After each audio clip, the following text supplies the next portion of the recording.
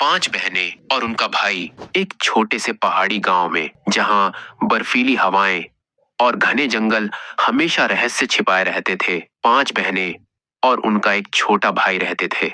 उनके माता पिता की मौत के बाद उन्होंने मिलकर जीवन की कठिनाइयों का सामना किया। बहनें घर संभालती, खेती करती और भाई को पढ़ाती, जबकि छोटा भाई जंगल से लकड़ियां और फल लाकर परिवार की मदद करता। वे सब एक दूसरे से इतना प्यार करते थे कि गांव वाले उनकी मिसाल देते। समय गुजरता गया और उनका बंधन और मजबूत होता गया। एक दिन जब बहनें जंगल में जड़ी बूटियां इकट्ठा करने गईं, तो छोटा भाई घर पर रोटी बनाने लगा।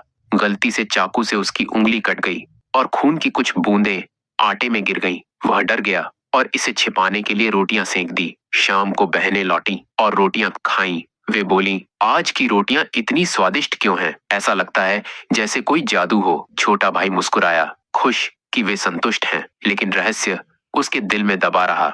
अगले दिन सबसे बड़ी बहन ने छोटे भाई से पूछा, कल की रोटियां इतनी लजीज कैसे बनी? बताओ ना, क्या राज है? भाई ने हिचकिचाते हुए कहा, बहन, कल गलती से मेरी उंगली कट गई थी और खून की कुछ बूंदें आटे में मिल गईं। यह सुनकर सबसे बड़ी बहन की आंखों में लालच चमक उठा। वह बोली, अगर तेरे खून की बूंदें इतनी स्वादिष्ट हैं, तो तेरा गोश्त तो और भी मजेदार होगा। बाकी 4 बहनें भी इस क्रूर विचार से सहमत हो गईं, लेकिन सबसे छोटी बहन स्तब्ध रह गई। वह चिल्लाई, कैसे सोच सकती हो तुम ऐसा? वह हमारा अपना भाई है, हमारा खून।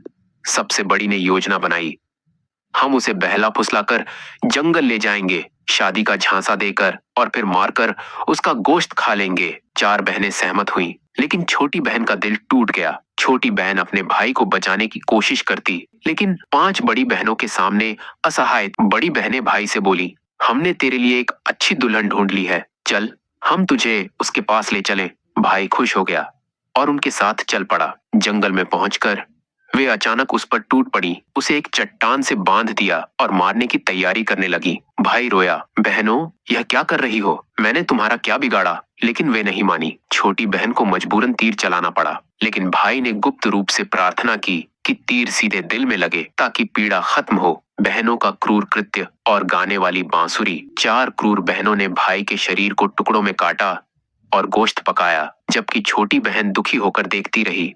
छोटी बहन ने चुपके से एक गड्ढा खोदा और भाई के गोश्त का हिस्सा दफना दिया। वह खुद मछली और फल खाकर गुजारा करती, जबकि बाकी बहनें भाई के अवशेष खा गईं। दफन जगह से एक बांस का पेड़ उगा। एक घुमक्कड़ साधु वहां से गुजरा और उस बांस से एक बांसुरी बनाई, जिससे वह भजन गाते और लोगों को उपदेश देते। जब साधु उनके गांव आया, तो बांसुरी ने एक करुण धुन बजानी शुरू की, जो बहनों के पाप की कहानी सुना रही थी। बहनों को पीड़ा हुई और उन्हें डर लगा कि रहस्य खुल जाएगा। रहस्यमय बांसुरी और बहन की खोज। साधु छोटी बहन के घर आया बांसुरी लेकर। बहन बांसुरी से आकर्षित हुई। उसे लगा जैसे कोई अपना पुकार रहा हो। घर में अजीब घटनाएं होने लगी। सामान खुद ब खुद साफ हो जाता, जैसे कोई मदद कर रहा हो। बहन को पता चला कि भाई की आत्मा बांसुरी से निकलकर घर संभाल रही है। भाई की वापसी और माफी। अचानक बांसुरी से एक चमत्कार हुआ। भाई जीवित रूप में लौट आया, जैसे कोई जादू। छोटी बहन हैरान रह गई, जो उसे हमेशा के लिए खो चुकी समझती थी। छोटी बहन ने गांव वालों को बुलाया और रोते हुए बताया, मेरी 4 बड़ी बहनों ने हमारे भाई की हत्या की और उसका गोश्त खाया। गांव वाले स्तब्ध हो गए।